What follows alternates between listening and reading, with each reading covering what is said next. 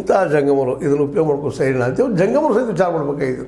ಇದು ಸರಿನಾ ಪಾಪ ಯಾವುದೋ ಕಾಡಿನಲ್ಲಿರುವಂಥ ಈ ಒಂದು ನಿಜವಾದ ಜನರ ಹಕ್ಕನ್ನು ಕಸ್ಕೊಳ್ಳೋದು ಎಷ್ಟು ಮಟ್ಟಿಗೆ ಸರಿ? ಹೌದು, ಮೀಸಲಾತಿ ಬದಲಾಗಿ ಸಾಕಷ್ಟು ವಿರೋಧಗಳಿದ್ದಾವೆ, ಇದು ತಪ್ಪಂತ ಹೇಳ್ತೀವಿ, ಎಲ್ಲ ಖರೆ ಅದು ಸುಳ್ಳೇನಲ್ಲ. ಆದರೆ ಈ ಮೇಲ್ಜಾತಿಗಳಿಗೆ ಸಿಕ್ಕಂಥ ಅವಕಾಶಗಳು ಸಿಕ್ಕಿಲ್ಲ ಅನ್ನೋದು ಐತಿಹಾಸಿಕ ಸತ್ಯ.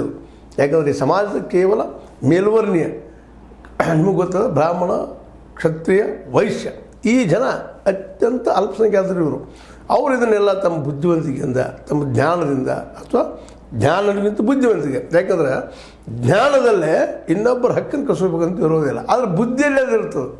ಬುದ್ಧಿ ಯಾವಾಗಲೂ ಏನಪ್ಪ ಅಂದ್ರೆ ಬುದ್ಧಿವಂತರ ಬುದ್ಧಿ ಕೇದಿಗೆಯ ಬಣವಂತೆ. ಇದರೊಬ್ಬ ಕವಿ ಭಾಳ ಸುಂದರವಾಗಿ ಹೇಳ್ತಾ ಇದ್ದಾರೆ. ಆ ಕೇದಿಗೆ ಬಣದ ಯಾವುದಕ್ಕೆ ಪ್ರಸಿದ್ಧ ಅಂದರೆ ಹಾವುಗಳಿಗಾಗಿ ಪ್ರಸಿದ್ಧ.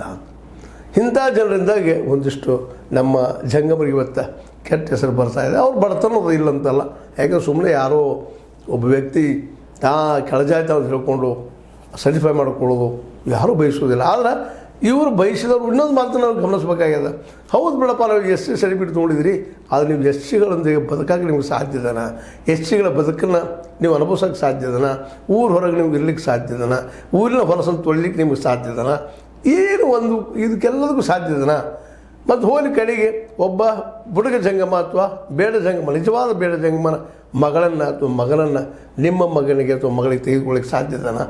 ಯಾಕಂದರೆ ಈ ಜಾತಿ ವ್ಯವಸ್ಥೆ ಅಷ್ಟೊಂದು ನಮ್ಮನ್ನು ಯಾವ ಮಟ್ಟಕ್ಕೆ ನಿಲ್ಲಿಸಿದ ಜಗದಲ್ಲಿ ನಾವೇನಾದರೂ ಪರಕೀಯರಾಗಿ ಇನ್ನೊಬ್ಬರಿಂದ ಆಳಿಸ್ಕೊಂಡಿದ್ರೆ ಈ ಜಾತಿಯಿಂದ ಎನ್ನುವುದನ್ನು ನಾವು ಎಂದೂ ಮರಿಬಾರ್ದಾಗಿದೆ.